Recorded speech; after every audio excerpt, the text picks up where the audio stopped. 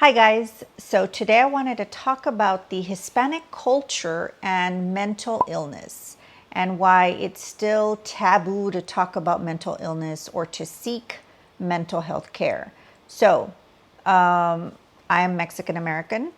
The majority of the population where I live in a border town, so the majority of the people that live here are from Mexican descent. So it's safe to say that I have firsthand knowledge, and I've seen many different families that still think it's taboo and still, kind of see mental illness as something we shouldn't seek help for. So, reason number one is it's only for crazy people.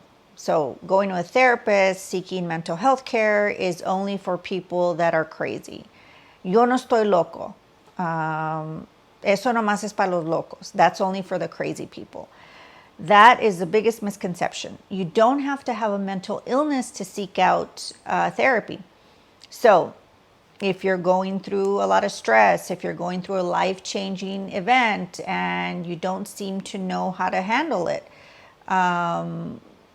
this is one of the things that leads to bad habits and alcoholism and drug addiction, possibly, because we don't seem to get the care that we need when we are going through something that requires seeing a mental health professional. So we end up picking up bad habits, things to help us relax that we shouldn't, negative things that we use to help us with our stressors. So that's number one. Number two, and these aren't in any particular order, it's just 5 reasons, and the top 5 reasons that I see in my practice. So, reason number 2, families, we tend to tell people, and as we grow up, Hispanic families tell their children, whatever happens at home stays here. Don't talk to anyone about it. You can't talk to a counselor. You can't talk to your teachers. Don't tell anyone about what happens in the home. There's a saying, la ropa sucia se lava en casa. That is literally, it means our dirty clothes, dirty laundry should be washed at home. The problem with that is that not even at home are we allowed to talk about our feelings or how we feel. A lot of times we just brush it off as, you're okay. Nothing's wrong. Just get over it and you'll be fine. And so I still see that in my practice. I see families, I see a lot of teenagers and adults, but a lot of the teenagers that come in, they're begging their mothers or fathers to bring them in for years until the mothers finally or fathers finally accept it and they bring them in. And even after that, they're still very embarrassed, or they put them down and they make fun of them for seeking mental health care. And it's always hush hush, don't tell anyone, don't tell your friends that you're going to see a therapist. So it's still that misconception. There's still that, we're felt like we shouldn't do that. We shouldn't go and talk to other people about our problems. Number 3, if you do have a mental illness and you go seek help, there's always that stigma and that fear of being labeled. And so the families don't want to be labeled as having a family member with mental illness. And I remember growing up, there was a family friend, and he had what I now know is schizophrenia. Back when I was growing up, I think I remember I was 6, and I remember I knew there was something off with him, and I knew there was a problem and there was something wrong with him. But the family and even my mom would say, oh, es que tiene nervios. He has nerves. It's his nerves. He gets nervous around people. So that's his problem. And so I remember thinking, I don't want to be nervous. I don't want to be like him because he's not allowed to go to parties. He's not allowed to be out in public. The family sheltered him. Not only did they shelter him, but they hid him. They hid him from society. And till this day, I don't know if he ever got help. I don't know if he ever took medication for schizophrenia. It wasn't until I was in grad school that I realized that he had schizophrenia. He would laugh, he would talk to himself, he had hallucinations. And so, I always grew up thinking that that was nerves, and it wasn't.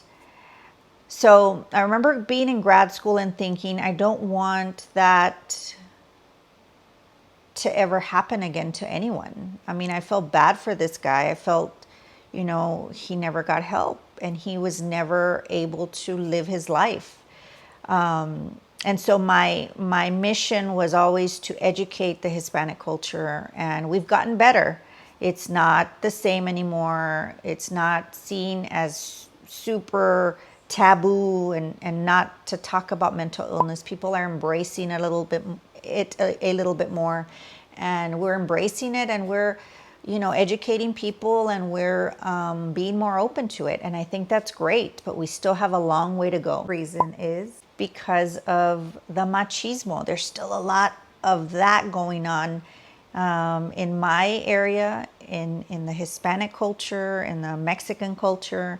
The machismo is still there, and fathers are like that, and so the sons think that it's okay, and daughters grow up thinking that it's okay, and so their husbands are okay. It's okay for their husbands to be machismo. And so that machismo of, no hombre, yo no estoy loco, yo no necesito eso, I'm not crazy, I don't need to seek help, I don't need to do that. And so a lot of times in marriages, women are raised to put up with that, and to put up with the machismo, and to put up with the womanizing, and to put up with, you being seen as inferior, and your husband is superior. And that machismo keeps people from seeking mental health care. So it's super interesting. When I opened my practice 10 years ago, I was seeing a lot of everything. I was fully booked right away, but I would get calls, and I would accept almost everyone. And so now I specialize in just anxiety and depression, and I tend to just see teenagers and adults. But I do see couples. I'm good at it. I'm good at couples counseling. So, now I just get referrals from other couples that I've helped. But when I first started, I used to get a lot of calls for marriage counseling, help with couples that are going through stuff. And the women were always in their 30s and 40s, in their first few years of marriage. And the men that would call me asking for couples counseling were always older, 60s, 70s, and 80s. And I always thought that was funny. The first few years I was like, that's weird. But the more I saw people, the more I brought them in, and I talked to couples, I realized that these women that are calling to save their marriage, the men don't want to come in. So when the men are in their 30s and 40s, they're still being super machismo. They're still doing the stuff that they want to do. They still don't believe in counseling. They still don't believe in therapy. They still don't want to come to therapy. And so that's the reason why I get a lot of younger, the women are always younger. So the men that call me that are in their 60s, 50s, 60s, and 70s are those men that 20 years ago, their wives were trying to get them to fix their marriage, and they never listened. And so now it's kind of too late. So a lot of these men that call me in, a lot of them come in on their own, by themselves, because the women are fed up. These 60, 70-year-old women are fed up. And a lot of times they come in and they say, yeah, my wife would tell me for years to go to therapy, to go to counseling, and I never listened to her. Now that they see that they're on the the brink of divorce and they're already filing for divorce, the men are coming in trying to save their marriage at 60 or 70 years old. And so they come in, and a lot of times the wives never come in to see me, so I never get to help them as a couple. But they still come in and they want to change. They want to still prove to their wives that now they believe in therapy and now they're going to change. And a lot of those men do change. Most of them do change. And but it's a little too late. The wives have already filed for divorce. They're divorced. And so these men that still see me, they still come in, and I think it's great because they're still trying to change their life. They're trying to change their mentality and the way they are. And they all tell me the same thing. They all say, I wish I believed in therapy 20 years ago. I wish I believed in this a long time ago. My life would have been so much better. And so I think it's astonishing. I love that they think that way. But it's also very sad that they have to go through losing their wife of 40 years to believe in therapy. And so these are the men that love stress management and love for me to do, and show them all these different techniques and these exercises. And it's great. But don't wait until it's too late. Ya después de atole, like us Mexicans, Mexican Americans say, when it's too late. Don't wait. Don't be that 70-year-old man that regrets not coming to therapy sooner. And so a lot of these men, I find out that they have gone through substance abuse, they have gone through alcoholism, they have gone through being womanizers, and so they use sex, drinking, drugs to help with their stress. And so a lot of their problems is because of stressors, and they use these things to minimize their stress. They're self-medicating, and that causes all the problems in their marriage. And so not seeking out mental health, not being mentally at your optimal level affects you in so many ways, not only mentally, but physically too. Your immune system suppresses when you're not fully mentally aware and mentally okay. It affects our relationships. It affects your work, your career, your desires. I mean, it affects you in so many ways. It doesn't keep you from being motivated. It keeps you from being motivated, and it doesn't inspire you. It just, and you fall into those self-medicating and bad coping skills and bad ways to minimize your stress. And that's not good. The fifth and final reason why some Hispanics still see mental illness as not being important is when they do realize, yes, this person needs help, they want to cure it with a tecito. They want to make you a tea and just drink it and you'll be fine. And so while I'm not minimizing the effects of a tea, some teas do help with stress, and it helps you calm down and minimize your anxiety and your stress. A tea cannot help schizophrenia. A tea cannot help severe depression. A tea cannot help bipolar. A tea cannot fix a lot of other mental illnesses. So un tecito is not going to work for a lot of us. So,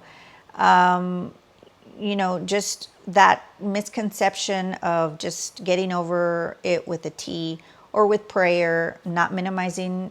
Don't think that I'm trying to minimize the effects and the power of prayer. I do think that that's a form of meditation, and it helps you clear your mind, and it's amazing. And if you do it, then great, because it does help. But that's not going to cure a mental illness.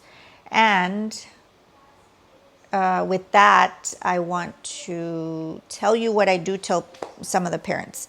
If your child or your family member or friend had cancer, would you tell them, oh, just take a tea and you'll be fine, don't go see a doctor? No, you wouldn't do that. So just like cancer and diabetes and high blood pressure and all these other things, yes, there's stuff that you can do naturally to help you and to minimize all that. But if you have an actual mental illness, seek help. And even if you don't have a mental illness, like I said earlier, you don't need to have a mental illness to seek therapy. Therapy works wonders and it helps everyone and anyone. I think anyone can benefit from it. You don't have to be going through a super big problem or something super severe. Seek mental health and always support one another. Be supportive, be encouraging. If you do have a family member or a friend that tells you that they're anxious or they're nervous, tell them to seek help. Encourage them to seek a mental health provider. And that's the best thing you can do for someone you care about. Thank you for watching. Don't forget to hit the subscribe button and turn on the notification bell. We'll see you next time.